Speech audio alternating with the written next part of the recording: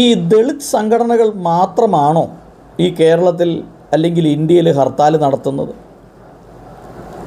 എത്രയോ രാഷ്ട്രീയ പാർട്ടികൾ നിരന്തരമായി ഹർത്താൽ നടത്തുന്നു. കോൺഗ്രസ് പാർട്ടി നടത്തിയാലും കമ്മ്യൂണിസ്റ്റ് പാർട്ടി നടത്തിയാലും പൊതുമുതൽ നശിപ്പിക്കുക, ട്രാൻസ്പോർട്ട് വാഹനങ്ങൾക്ക് നേരെ കല്ലെറിയുക, അതുപോലെ പല സ്ഥലങ്ങളിലും തീയിടുക, ഇങ്ങനെ പോലീസ് ഫോഴ്സ് ഇറങ്ങുകയും ജലപീരങ്കി പ്രയോഗിക്കുകയും അതുപോലെ ആകാശത്തിലേക്ക് വെടിവെക്കുകയും ഒക്കെ ചെയ്യുന്ന ഒരുപാട് സന്ദർഭങ്ങൾ ഉണ്ടായിട്ടുണ്ട്. പക്ഷേ ഇവിടെ നമ്മുടെ മുമ്പിൽ വരുന്ന ഒരു ചോദ്യം, ഈ ദളിത് സംഘടനകൾക്ക് മാത്രം എന്തുകൊണ്ട് ഹർത്താൽ നടത്തുന്നതിൽ ഇത്രമാത്രം വിമർശനങ്ങൾ നേരിടുന്നു? മറ്റുള്ളവർക്ക് ഹർത്താൽ നടത്താം, അവർക്ക് എന്ത് അഴിഞ്ഞാട്ടം വേണമെങ്കിലും റോട്ടിലും ഒക്കെ ചെയ്യാം, കടകൾ അടപ്പിക്കാം, അതുപോലെ ഗവൺമെൻറ് ഓഫീസുകളിൽ കയറി അടപ്പിക്കാം. എന്നാൽ എന്തുകൊണ്ട് ദളിത് സംഘടനയ്ക്ക് ഇത് പറ്റുകയില്ല? ഇത് വാസ്തവത്തിൽ ഒരു ഇരട്ടത്താപ്പല്ലേ?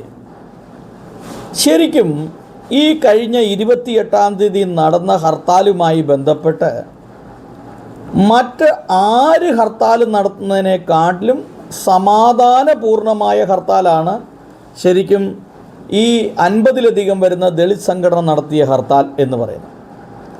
ചില സ്ഥലങ്ങളിൽ ചില പ്രശ്നങ്ങളുണ്ടായി. അതിൽ ഒരു പ്രധാനപ്പെട്ട കാര്യമാണ് ഒരു ക്യാൻസർ രോഗിയെ തടഞ്ഞു എന്നുള്ളത്.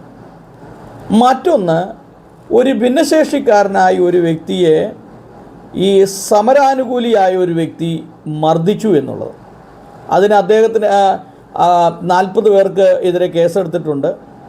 അതോടൊപ്പം തന്നെ ഈ ക്യാൻസർ രോഗിയെ തടഞ്ഞ ഈ വ്യക്തിയെ അറസ്റ്റ് ചെയ്ത് അദ്ദേഹത്തെ റിമാൻഡിലാക്കിയിട്ടുണ്ട്. ഇങ്ങനെ ചില ഒറ്റപ്പെട്ട സംഭവങ്ങൾ ഒഴിവാക്കി നോക്കിയാൽ ഈ ഹർത്താൽ എന്ന് ഇത് പൊതുവെ സമാധാനപൂർണ്ണമായിരുന്നു. രാഷ്ട്രീയ പാർട്ടികൾ നടത്തിയ ഹർത്താലിനേക്കാൾ മാന്യമായ രീതിയിൽ വളരെ മാതൃകാപരമായ രീതിയിലാണ് ഹർത്താൽ നടത്തിക്കൊണ്ടത്. എന്നാൽ ഇവിടെ നമ്മൾ മനസ്സിലാക്കേണ്ട ഒരു കാര്യമുണ്ട്. കേരളത്തിലുള്ള ദളിത് സമൂഹത്തിന് നേരെ ഒരു വലിയ ടാർഗറ്റിംഗ് ഉണ്ട്. അത് പത്രമാധ്യമ രംഗങ്ങളിലുള്ളവരുമുണ്ട്, അതുപോലെ ചില രാഷ്ട്രീയ നിരീക്ഷകന്മാരുമുണ്ട്. അതിൽ പ്രധാനപ്പെട്ട വ്യക്തിയാണ് ശ്രീജിത്ത് പണിക്കർ എന്ന വ്യക്തി. അദ്ദേഹത്തിൻ്റെ വീഡിയോകൾ ഞാൻ നിരന്തരം കാണുകയും അദ്ദേഹത്തിൻ്റെ പല അഭിപ്രായങ്ങളോടും യോജിക്കുകയും ചെയ്യുന്ന ആളാണ്. പക്ഷേ ഈ ദളിത് സമൂഹത്തിന് നേരെ അദ്ദേഹം വളരെ ശക്തമായി ആക്രോശിക്കുകയും അവരെ മോശമായ രീതിയിൽ ചിത്രീകരിക്കുകയും അവരെ മോശമായ രീതിയിലുള്ള പരാമർശനം നടത്തുകയും ചെയ്തത് അത് തീർത്തും ശരിയായ ഒരു നടപടിയല്ല. അതുകൊണ്ട് തന്നെ ശ്രീജിത്ത് പണിക്കർക്കെതിരെയും പിന്നെ ഒരു പാലാ ന്യൂസ് എന്ന് പറയുന്ന ഒരാളുണ്ട്. ഇവരൊക്കെ തൊണ്ട പൊട്ടിക്കിടന്ന് അലറുകയാണ്.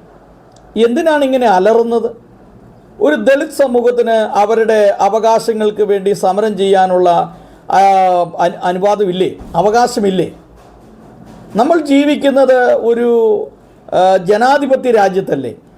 ജനാധിപത്യ രാജ്യത്ത് ഒരാൾക്ക് തങ്ങളുടെ അവകാശങ്ങളും തങ്ങളുടെ ആവശ്യങ്ങളും തുറന്നു പറയാനും ചോദിക്കാനും ഉള്ള അധികാരവും അവകാശവും ഇല്ലേ? പിന്നെ എന്തുകൊണ്ടാണ് ഇവരെ പ്രധാനമായിട്ടും ടാർഗറ്റ് ചെയ്യുന്നത്? അപ്പോൾ ഇതുമായി ബന്ധപ്പെട്ട് ഞാൻ പല വീഡിയോകളും കണ്ടു. പല രീതിയിലുള്ള പ്രതികരണങ്ങളാണ് ആളുകൾ മുമ്പോട്ട് വയ്ക്കുന്നത്. പക്ഷേ ഒരു സ്നേഹിതൻ ഒരു കമൻ്റ് എഴുതിയില്ലാത്ത ഇപ്രകാരം എഴുതി: ദളിത് സമൂഹം എന്ന് പറഞ്ഞാൽ ജീവിതകാലം മുഴുവൻ പോസ്റ്റർ ഒട്ടിക്കാനും മുദ്രാവാക്യം വിളിക്കാനും അതുപോലെ പോസ്റ്റേ കയറാനും മറ്റുള്ളവർക്ക് വേണ്ടി ഈങ്കുലാബ് വിളിച്ച് നടക്കാനും വേണ്ടി മാത്രം ആണ് എന്നുള്ള ആ ചിന്താഗതിയൊക്കെ പോയി. ആ കാലഘട്ടം കഴിഞ്ഞു എന്നാണ് അദ്ദേഹം എഴുതിയിരിക്കുന്നത്.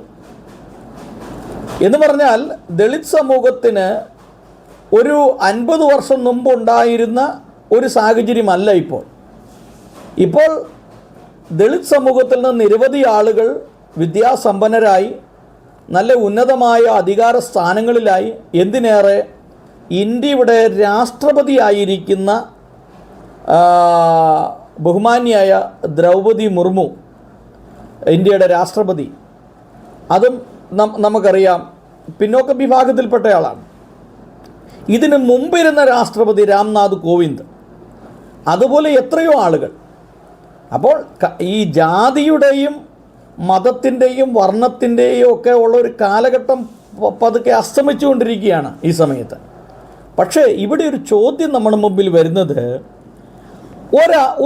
ഒരു വിഷയവുമായി ബന്ധപ്പെട്ട് ഒരു ഹർത്താൽ നടത്തുന്നതിൻ്റെ കാരണം എന്താണ്?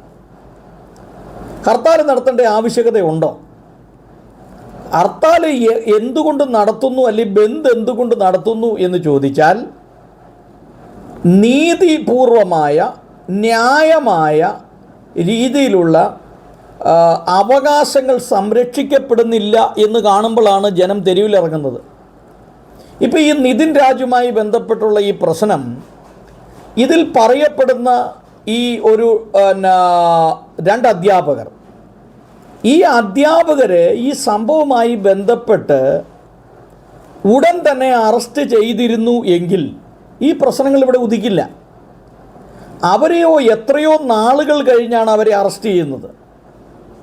അതും അവർക്ക് മുൻകൂർ ജാമ്യം കൂടെ ലഭിച്ചിരിക്കുകയാണ് ഒരു അധ്യാപികയ്ക്ക്. അപ്പോൾ എന്തുകൊണ്ടാണ് ഈ പോലീസ് അല്ലെങ്കിൽ അധികാരികൾ ഇവരെ അറസ്റ്റ് ചെയ്യാൻ മടിക്കുന്നത്? എന്തുകൊണ്ടാണ്? അപ്പോൾ ഇതിൻ്റെ പിന്നിൽ ചില രാഷ്ട്രീയ കളികളും ഉന്നതന്മാരുടെ ഇടപെടലുണ്ട്. ഇപ്പം നമ്മളൊക്കെ സാധാരണ നമ്മുടെ ഒക്കെ ഒരു പ്രശ്നമുണ്ടായാൽ നമ്മൾ ആദ്യം സമീപിക്കുന്ന പോലീസിനെയാണ്. പോലീസ് സ്റ്റേഷനിൽ ചെന്ന് പരാതി കൊടുക്കും, ഇന്നപോലെ ഒരു പരാതിയുണ്ട്.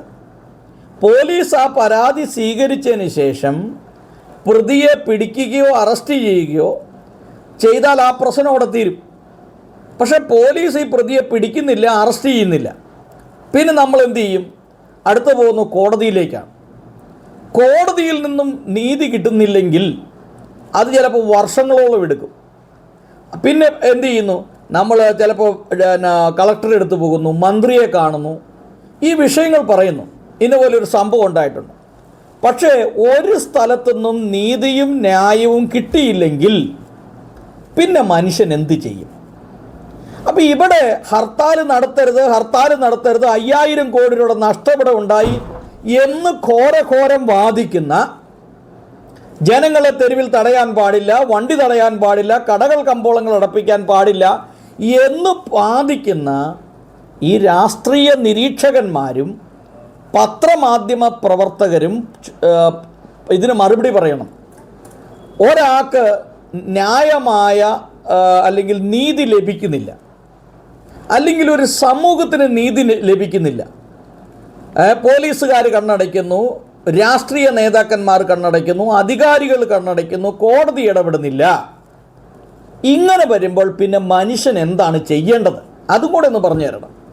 ഇപ്പോൾ ശ്രീജിത്ത് പണിക്കരായാലും കൊള്ളാം, ഇനി മറ്റു പല ആളുകൾ ഈ ഇങ്ങനെയുള്ള അഭിപ്രായം പറയുന്നവരാണെങ്കിലും ചെയ്യേണ്ടത്, ഇങ്ങനെ നീതി നിഷേധിക്കപ്പെട്ടാൽ അടുത്തത് എന്താണ് ചെയ്യേണ്ടത്? അതൊന്ന് പറയണം.